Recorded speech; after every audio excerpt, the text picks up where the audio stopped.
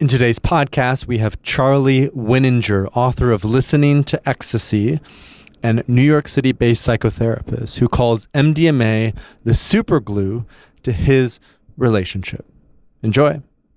Welcome to the Third Wave Podcast. I'm your host, Paul Austin, here to bring you cutting-edge interviews with leading scientists, entrepreneurs, and medical professionals who are exploring how we can integrate psychedelics in an intentional and responsible way for both healing and transformation. It is my honor and privilege to bring you these episodes as you get deeper and deeper into why these medicines are so critical to the future of humanity. So let's go and let's see what we can explore and learn together in this incredibly important time. Listeners, do we have such an interesting sponsor for you this week? It is Kraken Kratom, or Kraken Kratom, or Kraken Kratom, or whatever, and however you want to pronounce it. This sponsor is quite a bit different from some of the other ones that we've had on the show before. We've never actually had a specific substance, which we have a guide about, because all of the substances we talk about on Third Wave are for the most part illegal, which is why we're providing education to shift that. But Kratom is legal. It's something you can purchase. And it's something that I've personally used here and there. I've probably done Kratom maybe 4 or 5 times, very, very on occasion, usually in the evening with a couple friends as more of a social thing, or go to a kava bar, try kava and kratom together. And this week's sponsor is Kraken Kratom, who strives to deliver the highest quality, most thoroughly tested kratom products available, from powders to extracts to capsules and tablets. Kraken has what you're looking for. They're GMP compliant and meet extensive quality control standards. And kratom in particular is great for a number of things: energy, mood, general aliveness, but it also has a dark side. Kratom is slightly more addictive than things like ketamine, much more addictive than things like the classical psychedelics. So it's good to use in an intentional way with some sort of ritual, and to do that in a way that helps with both the healing and the transformational process. So if you want to learn more about Kraken Kratom, go to krakenkratom.com and you can find out more information there. Use the coupon code THIRDWAVE, that's one word, for 20% off your Kraken Kratom order. Thanks so much.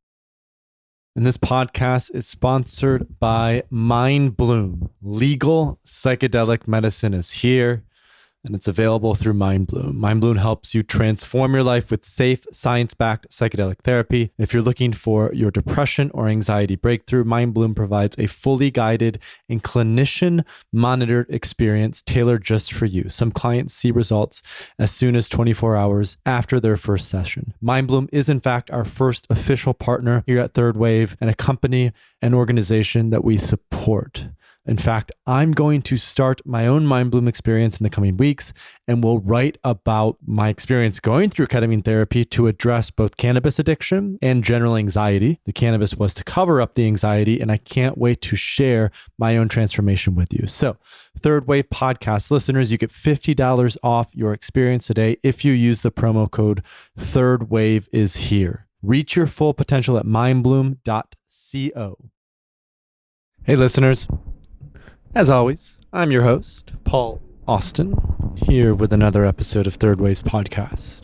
And this one is with Charley Wininger, who is a psychotherapist based in New York City. Charley recently published a book called Listening to Ecstasy, which chronicles the 20 years of his MDMA use, in particular as the superglue of his relationship. Now, Charley and I met a couple years ago when I was living in New York. We were introduced through a mutual friend, had a couple phone calls. This was probably early to mid 2018, met in person a couple times. And, when he published the book, I was like, hey, Charley, this looks great. Let's get you on the podcast to talk about the transformative power of MDMA. We have so many researchers and scientists and medical doctors and other folks like that who are on talking about some of the more clinical aspects of MDMA-assisted psychotherapy, but we have yet to have someone come on who is so experienced with the more, I would say, practical, grounded use of MDMA, which is to help with relationships, to help with couples, to help with partnerships, to help with that process of opening up and really connecting. In fact, this is how MDMA was originally used when it first came out in the late 70s, early 80s, is Leo Zeff, who was sort of the first, along with Sasha Shulgin, helped to get MDMA out, would give it to psychotherapists for free. Rick Doblin did this as well. And then they would give it to their clients, and it would be part of the therapeutic process. Unfortunately, MDMA then leaked out into the rave scene, unfortunately or fortunately, depending on how you look at it, leaked out into the rave scene, late 80s, early 90s, and was then banned and prohibited. But what I love about this conversation is we get really real. Charley talks about his personal experiences with MDMA. He talks about how he prepares and integrates and how he even sets up the experiences that he has with MDMA. And we even get into, which is one of my favorite sort of taboo topics to talk about as it relates to MDMA, is why you can't get horny when you're on MDMA and what to do if you still want to make love when on this beautiful substance. So anyway, this is a far-ranging conversation. You know, it's a really heartfelt one, as you would expect, being about ecstasy and MDMA. And so without any further ado, I bring you Charley Wininger, author of Listening to Ecstasy, The Transformative Power of MDMA. I'd love if you could just bring our listeners into your origin story with this incredible molecule. When did you start working with this substance? You know, I know you're a licensed psychotherapist in New York. You obviously do not work with this when it comes to clients, but you've been working with it personally, like we just talked about before, with your wife and relationships. How did that path start for you? It was all about my relationship with my second wife, Shelley, when we met in 2000. By that time, I had actually given up MDMA for dead. I thought that it was useless. Why? Because every time I used it, I woke up the next day with a headache. When I did it one time, I was on the verge of a cold, and the next day, sure enough, I got sick. And I thought this was just a high where you go up, you come down, and you don't learn anything. I didn't know about the guidelines. I didn't know enough about set and setting. I didn't know enough about hydration and 5-HTP and all the ways to minimize the risk and maximize the benefit. So I met Shelley in 2000. She was fresh out of a terrible marriage where she felt quite repressed. She wanted to spread her wings. And when she told me she wanted to try ecstasy, which was what MDMA was called at the time, I was floored, because she had never so much as finished a joint in her life. She knew that I was a psychonaut, and when she decided that she really wanted to try it, I thought, okay, well, I'll sit for her. And so I looked up some old contacts, looked up somebody on the lower west side of Manhattan. He was actually a very devoted psychonaut. He would only sell me some of his stash of MDMA if he thought that I was going to use it for good. He was interviewing me like a father interviewing his future son-in-law to find out if his intentions with his daughter were honorable. So I convinced him, and my intentions were honorable, but I also wanted Shelley to have fun. I didn't tell that to the person. So he sold me some pure MDMA. I had learned then about the protocols because I felt responsible for Shelley's good time and her whole body chemistry. So I decided, all right, well, she's doing it, and I'll try it with her as well. I guess I will. And so we did it together. And this was like about 2002. And the first time she came on to MDMA, which turned out to be her drug of choice, it was like she was waking up from a long sleep and coming to. And it was gentle. It was a profound effect on her immediately. And I mean, she was alive when I met her in such a wonderful way, but then even more so. And in doing it with her, I realized, MDMA is not something to do alone, at least not for me. It's something to do with a partner or friends. And so that was a big part of what I learned about setting with MDMA, at least for me. Other people get value out of doing it alone. God bless them. But for me, I'm better off doing it with friends and or Shelley. And so since then, we never looked back. We started doing MDMA 4, 5, 6 times a year.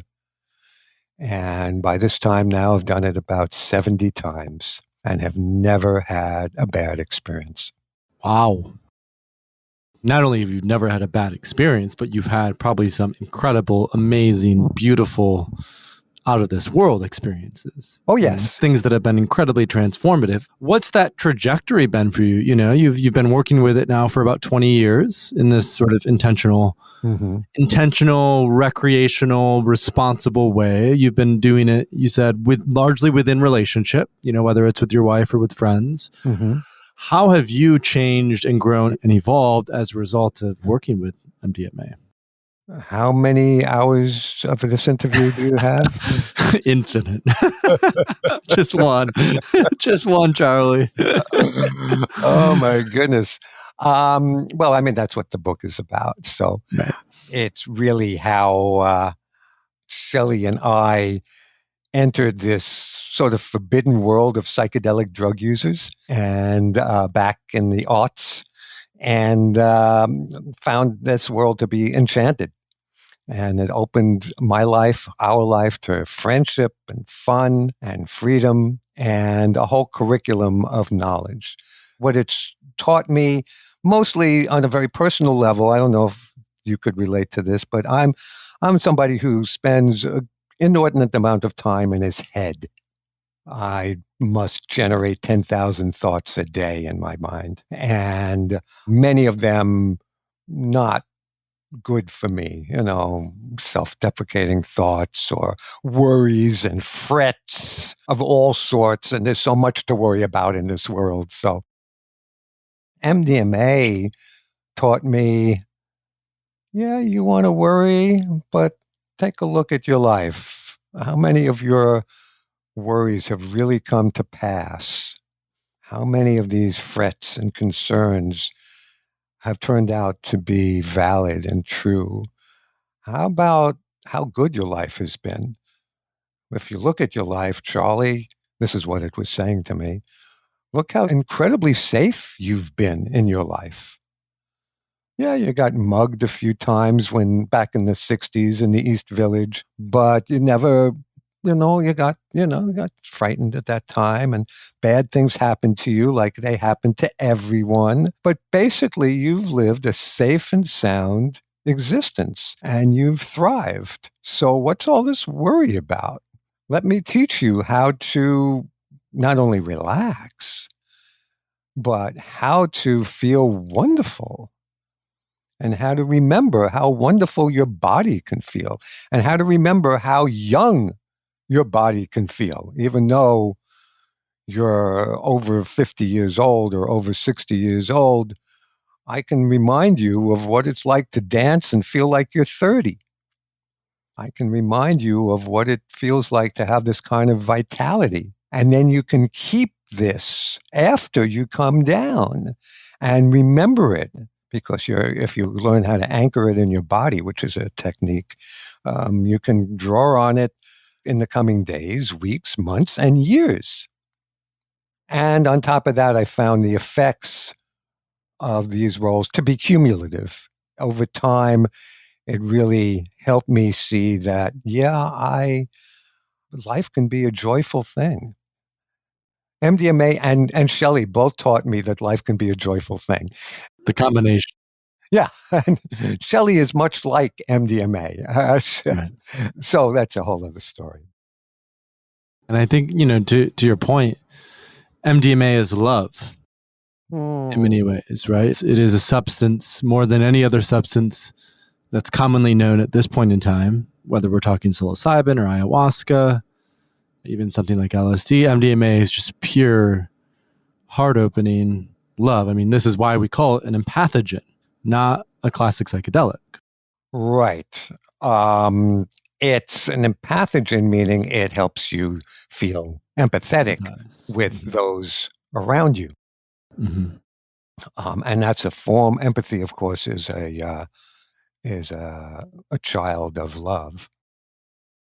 And it's a form of listening as well, Yes. which is what I love so much about the title of your book, Listening to Ecstasy. It has, in some ways, a sort of double or triple meaning, right? There is, of course, the listening to the substance itself, the narrative or the story or the way that it opens the heart. And really, the listening to ecstasy is listening to your heart, is what I've found, But there's also, in working with a substance like ecstasy, you learn to listen to life. You learn to listen to your partner. You learn to listen to yourself as well. There's that. Yes. And even beyond that, listening to ecstasy also means listening to the ecstasy in the world, beyond the psychedelic community, in the world. It helped me connect the dots. We can connect all the crisis dots in the world, COVID and the last president and climate change and racial injustice. And we can say, oh my God, the world is a crap hole and falling to pieces and it's a painful, horrible place. Well, all that has some validity, but you can also connect the positive dots. You can also see that, well, in nature, often right next to the poison grows the antidote. And what's the antidote to all the poisons in the world right now? Psychedelics and the psychedelic renaissance, as well as the whole renaissance in consciousness that's happening all around us and all around the world. And if you start looking at that, you can see that there are positive dots to connect and that there are all kinds of reasons to be optimistic about where we're all headed. And so MDMA has helped me listen to that as well. And that's a really profound perspective, because there's sort of a sense of what's happening internally is then reflected externally.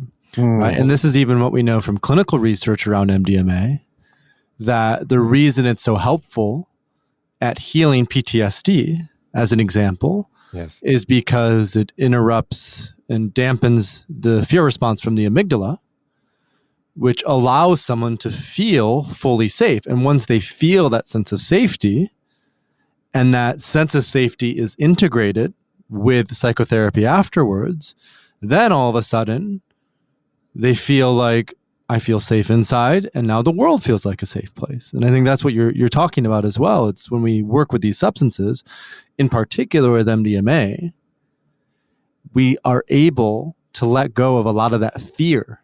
Yes. And we don't want to let go completely of any feeling. I mean, if you're feeling scared, that's, I believe feelings are information, and feeling scared, that might be information about your immediate environment. If you're, in danger, you might need to take precautions at that moment. You don't want to go into the lion's cage without a chair and a whip. Fear is telling you to take precautions. But often we need to learn how to let go of fear because we carry so much of it around. Well, speak for myself. I carry so much of it around still, especially in the last year. There was so much to be scared about. My God, I'm 71 years old. I've been afraid of getting COVID. I've been afraid of fascism. I've been in the last year. I've been afraid of all kinds of things. It's been an intense year, hasn't it, Charlie? Yeah. MDMA has probably been especially helpful. It has been especially this last little bit, right? Because it helps me keep perspective and not get sucked down a rabbit hole of fear. And every time I flipped open a screen in 2020, I'd read a headline, I'd say, oh my God, we're done for. We're screwed, and well, yes, there were things that were really dangerous and that remain really dangerous, but we're not screwed. You can connect some positive dots and say, well, maybe things are turning out. Maybe things are turning out for the better. Let's see. We don't have to live, or I don't have to live day to day on the edge of my seat, biting my nails, watching CNN, and with my jaw open and saying, "Oh my God, another crisis." I've learned how to go on a media diet, actually. Totally. Yeah. An information diet. Just cut that out. At some point, it was the same thing. I was like, I can't watch or listen to any of this anymore. It's too dark in a way, you know? It's too dark. And we need to, I really believe this. And so I'm making a bigger statement now today saying we, not just I, need to focus on the positive, because when you do, it gives us the energy and and when you're optimistic, it gives us the energy to act in ways and relate to other people in ways that tends to make that optimism self-fulfilling.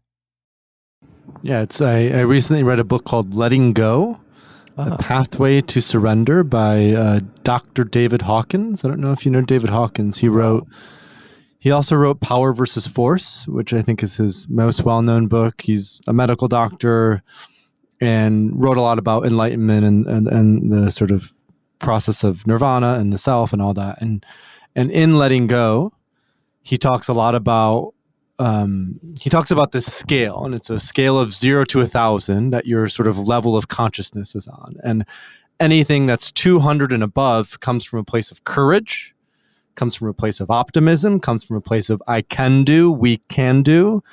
And anything below 200 is sort of a less than conscious emotion. It could be anger, it could be grief, it could be shame, right? Mm-hmm. And so a lot of the book is, okay, how do you let go of these lower emotions? Because by holding on to these lower emotions, by attaching to these lower emotions, we have a tendency to project them into the world around us. But if we can feel those and let go of them, we can sort of up level into 200 and 300, which is courage, love, acceptance, right? All these sorts of things. And it feels like with MDMA, with a lot of classic psychedelics, they can help us to process those negative emotions, that fear, that shame, that anger, to let go of it, to move through it, so we can spend more time in those, those higher states of consciousness. Yes, and you are speaking about a very important point here.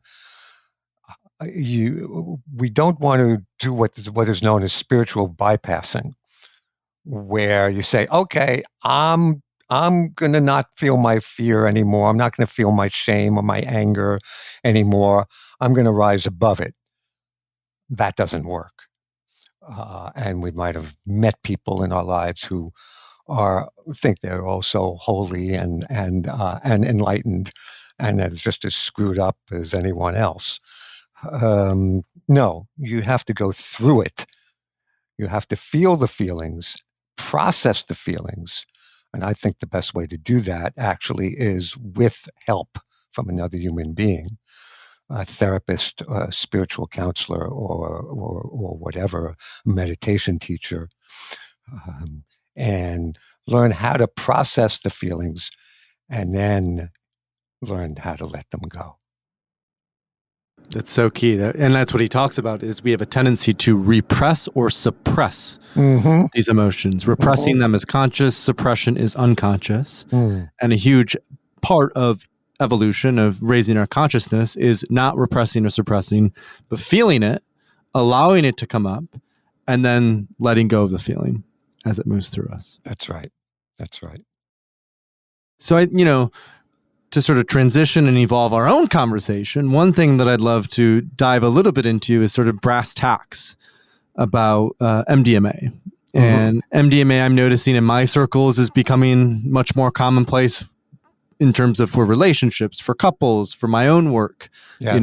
I love to do it as well with mushrooms and have my own sort of private journeys where I dive in and do a lot of journaling. And so I sort of set up my set and setting in such a way to reflect that.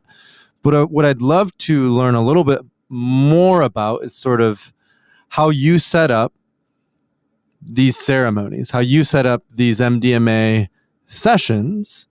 Sort of, what's your preparation like? How do you set up the container, the space? What's the integration like? In other words, for listeners who are tuning into this conversation, many of them are interested in MDMA as a potential tool. What are sort of the do's and don'ts as people might be going into working with this substance in an intentional way for, let's specifically for relationships and couples and partners and that sort of thing? Okay. So that's I have a lot to say about it. Beautiful. I MDMA is, at least what I've found for me and Shelley and the people that we've known, serves as a kind of relationship superglue, and it helps bond people on a profound level and a very intimate level. So yes, it's all about set and setting, and that has to begin with preparation. The way I prepare, I don't know if this would work for anyone else, and I need to emphasize that I'm not a doctor. I'm not giving medical advice here, and the substance is still illegal. I can't. There's a few caveats, right? This is my disclaimer here. I have to your say disclaimers, Charley's disclaimers. Right. It's illegal. What works for me might not work for you. It's potentially dangerous, etc.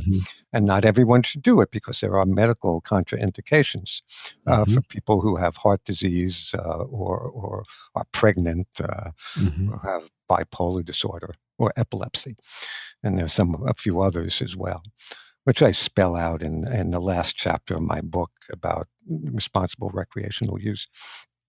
But how I set up the set and the setting is I will make up I keep all my notes on a 3x5 card. So I'll make up a card for the day, and I'll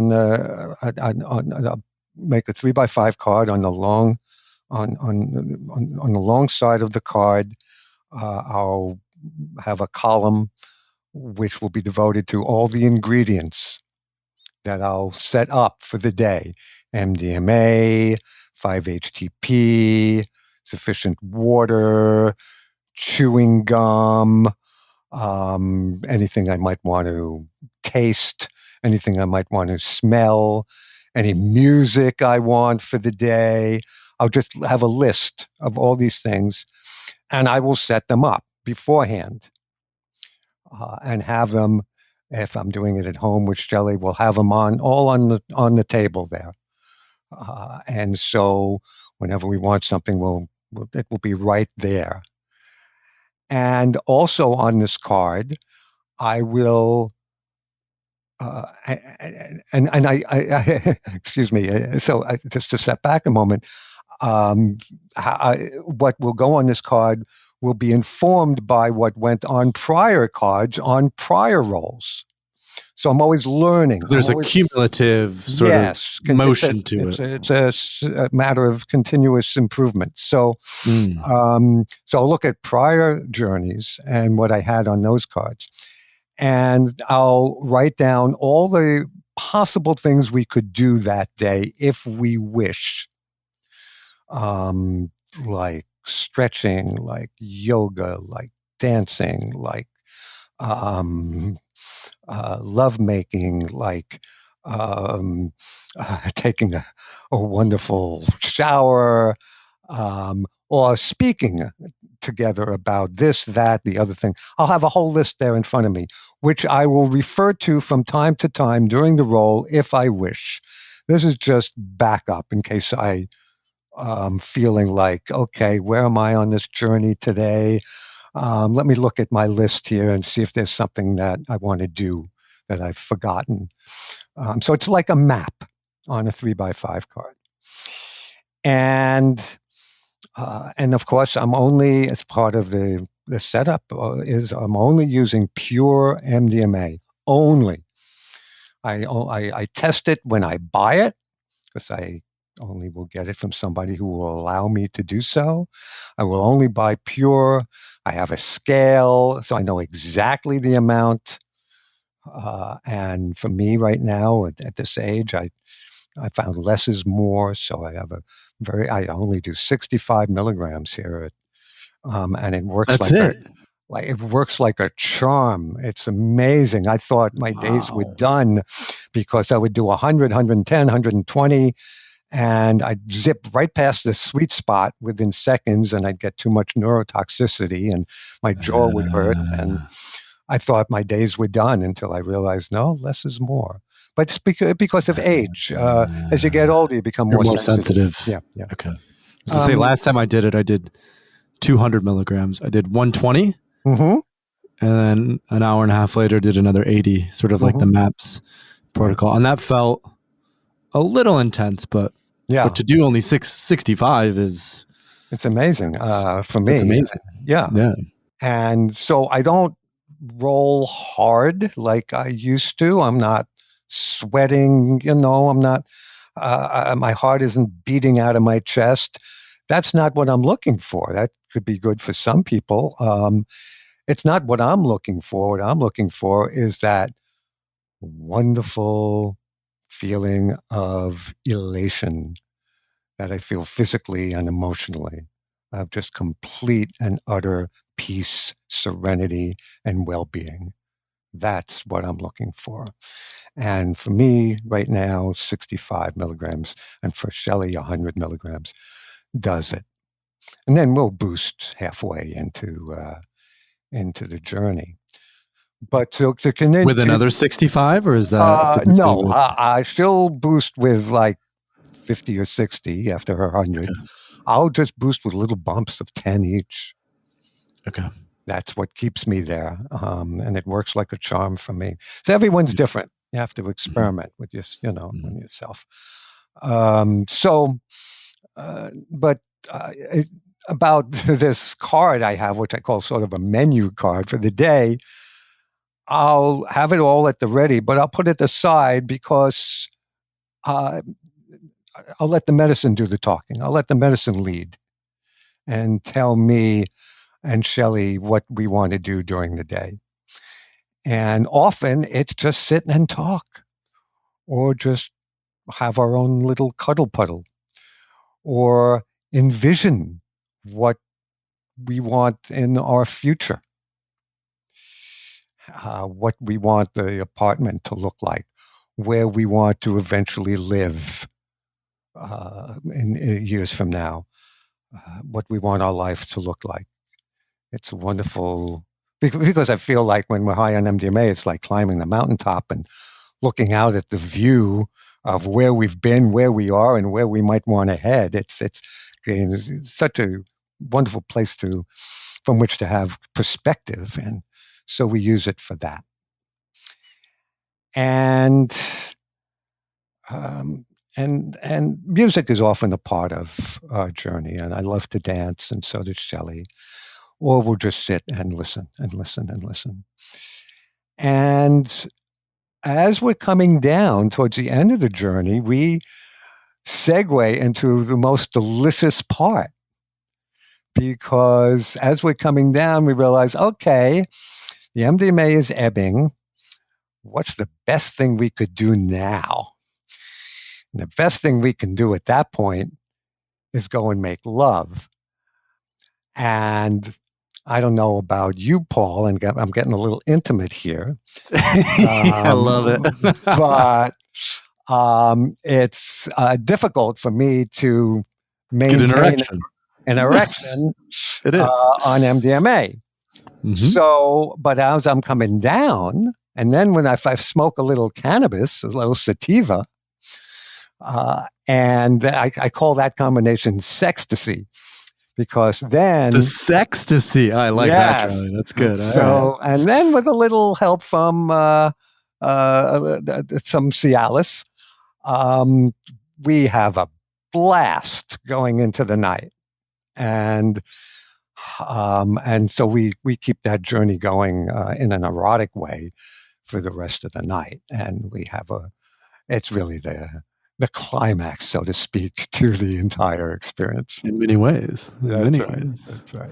Well, thank you for being so open about sharing that. With a few friends lately, I've had that same conversation where the closeness that's generated through MDMA is so beautiful and so nice. And as you mentioned, it's difficult to get horny when you're working with the substance. Yeah. So that's the beautiful part about cannabis, like Cialis or another sort of substance that can help with quote unquote getting it up. Yes. And I've also found some success with 2CB. So different substance, different compound, right? I want to clarify that 2CB is very different from MDMA, but 2CB has a similar length of time. It's about 4 hours. And it has a similar sense of opening and empathy and sort of connection and closeness. And with 2CB, for whatever reason, you don't need Cialis necessarily or cannabis to sort of to become more erotic and to make love at the end of the night. So I think the point being, there's different ways to play with this. With MDMA specifically, to get back to ecstasy and the context of our conversation, that especially if you're doing it with a partner, a loved one, a girlfriend, a boyfriend, a spouse, whoever it is, knowing sort of the trajectory of that and having, I think, the right tools available where if you want to segue into that erotic climax, you have that ability and you're not sort of wanting to get into it, but frustrated by the fact that, you can't get hard or she can't get wet or, whatever it might be. It's nice to be able to set it all up beforehand, which is what I love about your idea of the card, because the card then sort of keeps you grounded. Yes. In the scaffolding, in the map of, okay, this is sort of the next 6 to 8 to 10 hours and how it will unroll. Right. Yes. And the result is that we have, by this time, Shelley's going to be 70 next month. I'm going to be 72 in April. And we can look back on our last 20 years together with such joy. We have grown older in such a wonderful and hedonistic way.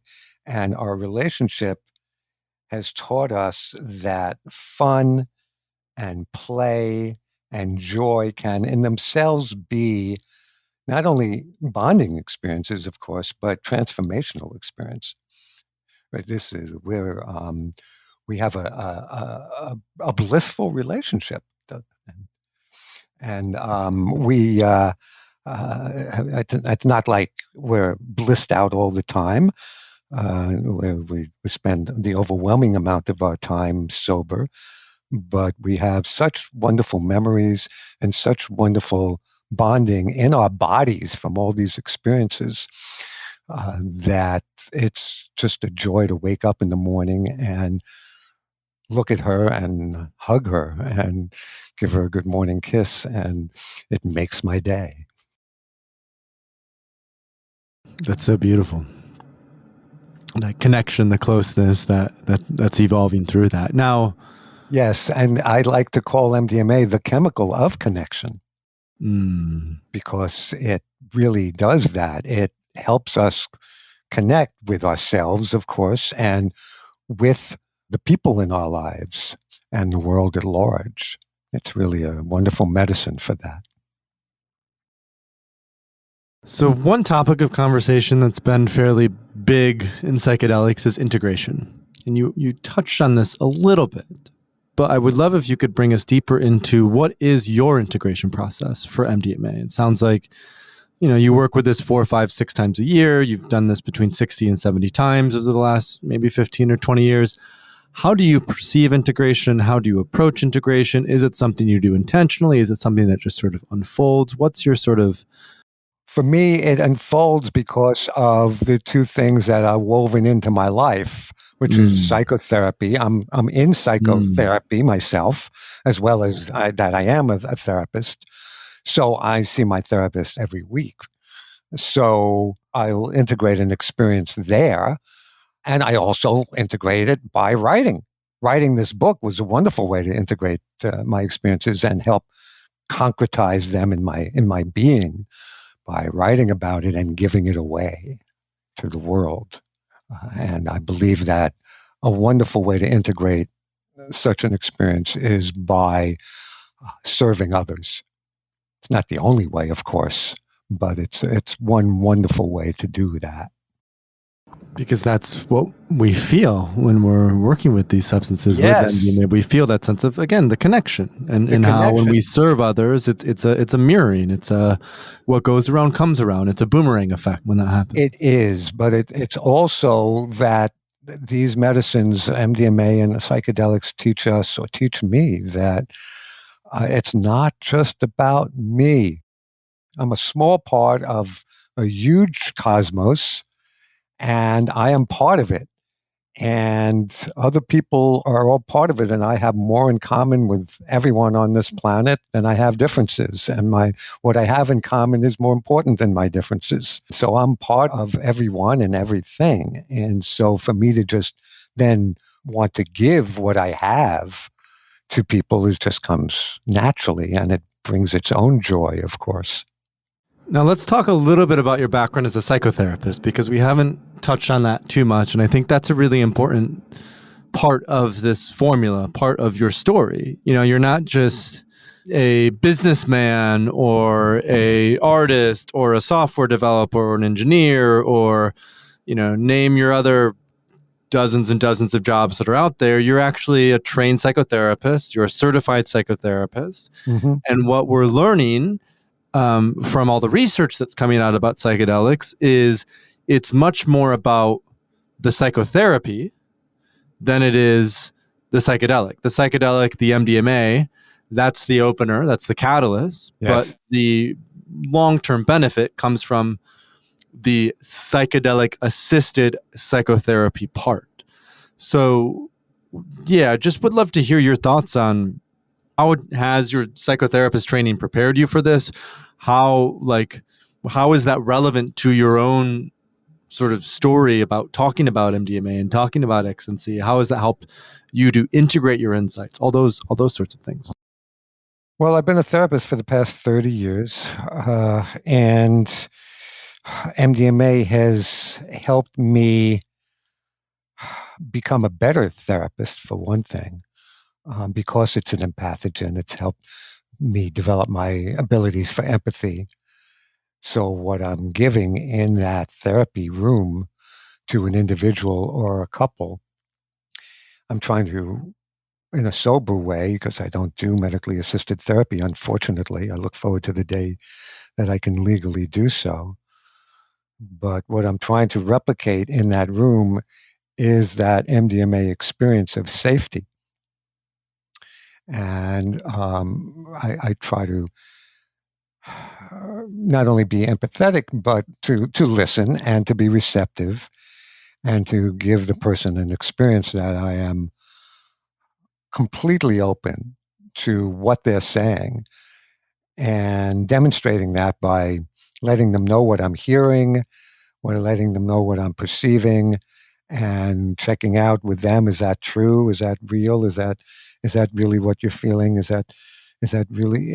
And so I'm showing respect and care, and I'm trying to give them the experience of total safety and well-being, so that then their defenses can soften during the time that we're together, and they can talk and feel and learn about their own wisdom that's really right there inside of them.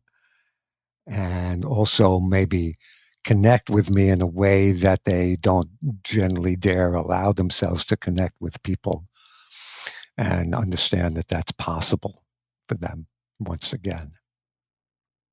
So I'm not sure if I'm totally answering your question, but that's one thing that comes to me right now.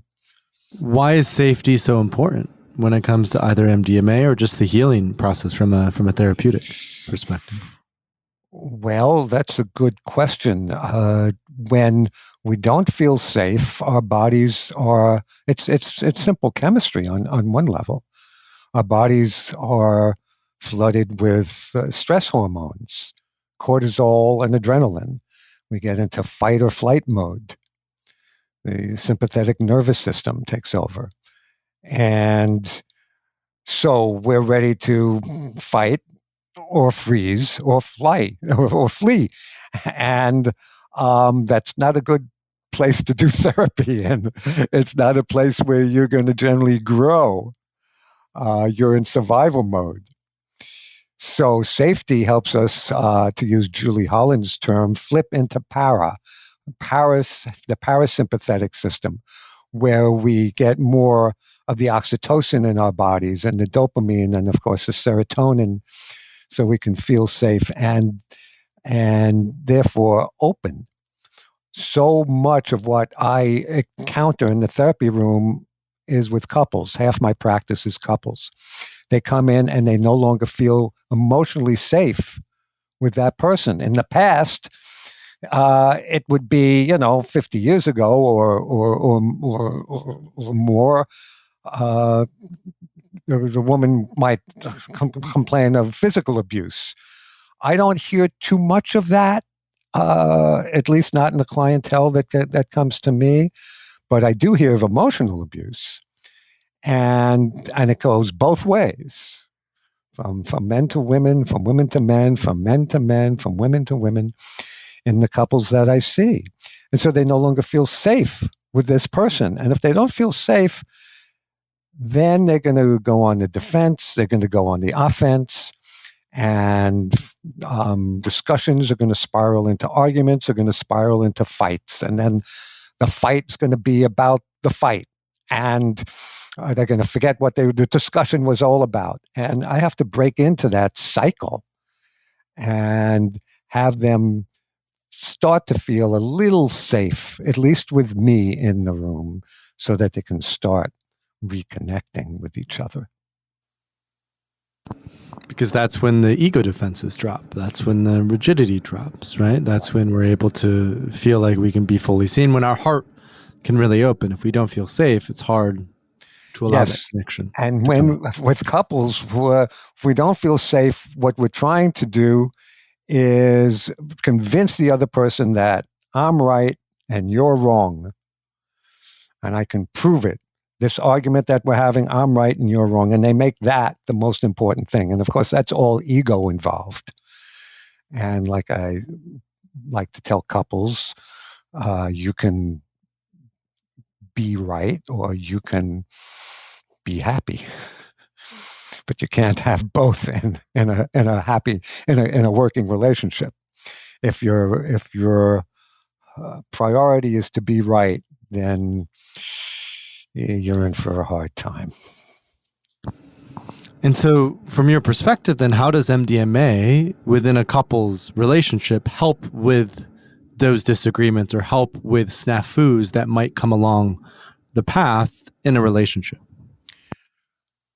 Well, like I say, I wish I could do the MDMA with couples. I could do 6 months worth of therapy in a day. Soon, hopefully, right? Yes, Soon. yes. Within the next few years, hopefully. Hopefully. 2023 right now is the year that MDMA is going to become a prescription medication. At least that's the hope and the trajectory. But with couples, because they can be in this state of safety and with an open heart, and actually feel palpably in their heart this wonderful feeling of well-being and love, it can remind them of the kind of emotion that got them together in the first place, of what it's like to fall in love. And so, like I like to say, if you want to know what MDMA feels like, imagine what it was like the first time you told somebody that you were in love with them and they told you that they were in love with you as well. What did that feel like? That's sort of what MDMA feels like for many of us. So it can remind couples of why they got together in the first place. And they can see, oh my God, we've lost sight of this. We've lost sight of the possibility of joy and true love and connection and being about more than just me, being about we and the betterment of we and of us. And so they can then come out of that experience rededicating themselves to have their eyes on that prize of knowing what really is possible. It was possible at the beginning of their relationship. It's possible when they're on MDMA. It's possible going forward if they learn how to integrate the experience.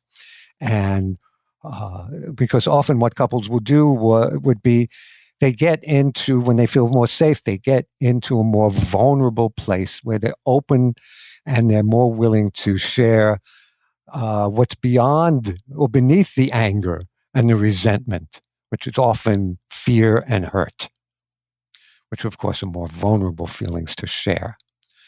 And that's the beginning of healing, when somebody can tell their partner, no, when you said that 10 years ago to me, it hurt me and I never got over it. And I never fully told you how much, and I've been coming from that place ever since. I've never felt fully safe with you ever since that day. And I'm sorry, but this is the truth. And that's the beginning of healing, those kind of revelations.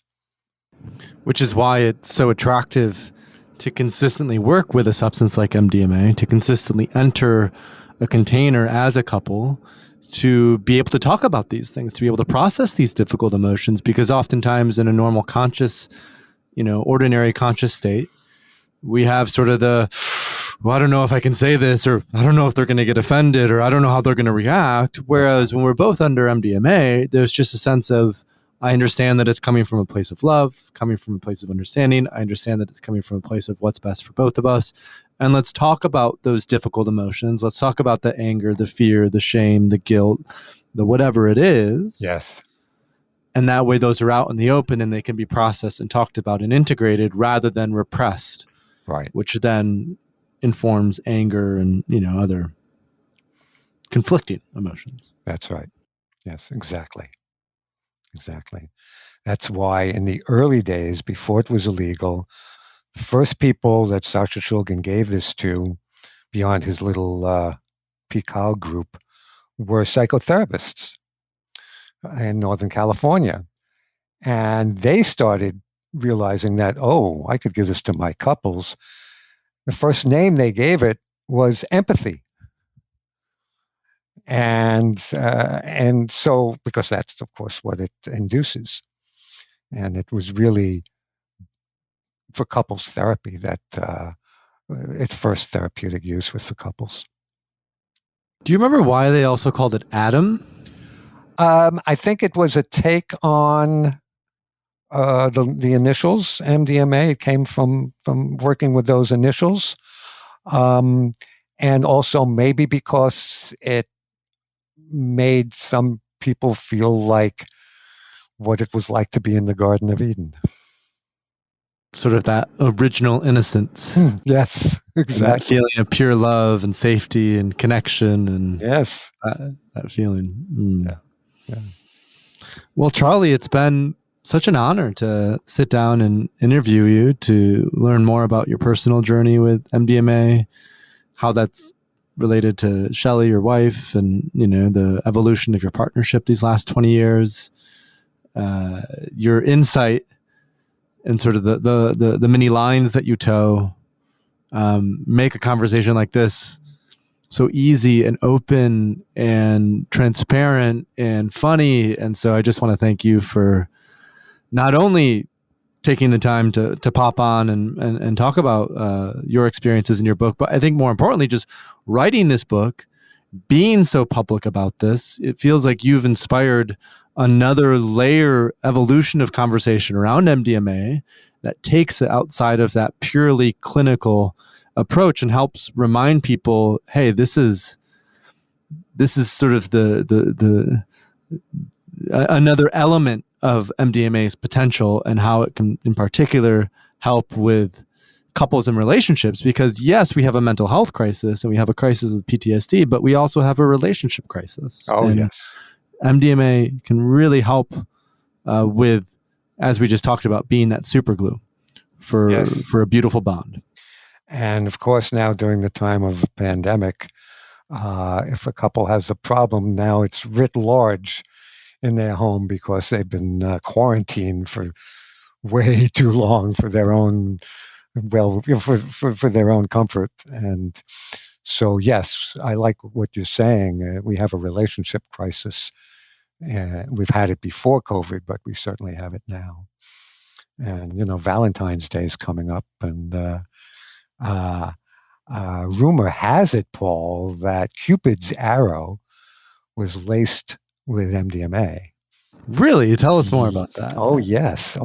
I have it on good word. And so, what a great way to celebrate Valentine's Day with someone. It doesn't have to be a love connection. It can be just a friend. If you can be physically safe with each other, it can be a wonderful way to celebrate Valentine's Day. And that's coming right up. We'll publish this on February 7th, I believe. So it'll be the week after. So that's a great way to sort of end it, is consider Valentine's Day is coming up. And if you happen to find a little MDMA in your corner of the world, it might be a good way to experience that and open up to it. Indeed. Yeah. Well, as sort of a final word, Charley, I'd love if you could let our listeners know where they can find out more about listening to Ecstasy, where they can find out, purchase a copy if they're interested in learning more about your work and how they can work with these substances. Next steps, what would those be? Sure. They could go on either the Amazon site or the Simon & Schuster site, punch in Listening to Ecstasy, and you'll see the book right there. And you can order a copy. And if you want me to sign the book, I found a way to sign the book during these times in a safe way. You'll get in touch with me through my website, listeningtoecstasy.com, and let me know you want me to sign it and tell me what you want to say, and email me your physical address, and I will write out. I have these little book plates that you peel off the back and stick onto the inside cover of your book that I will I'll sign for you and stick in the mail, and you'll be able to have a signed copy. Beautiful. So if you want a signed copy of Listening to Ecstasy by Charley Wininger, then just check out Listening to Ecstasy. Go. Is it charleywininger.com then, or what's the actual yes, URL? But you can also just, because some people will have trouble spelling my name, you can just punch in listeningtoecstasy.com, and you'll see my contact page there. Perfect. Great. Well, again, thank you so much, Charley, for everything. Thank you, Paul. I really appreciate this interview, and thank you for doing this work, man. Mm-hmm. Really appreciate that and what the work that you're doing for all of us. Thank you.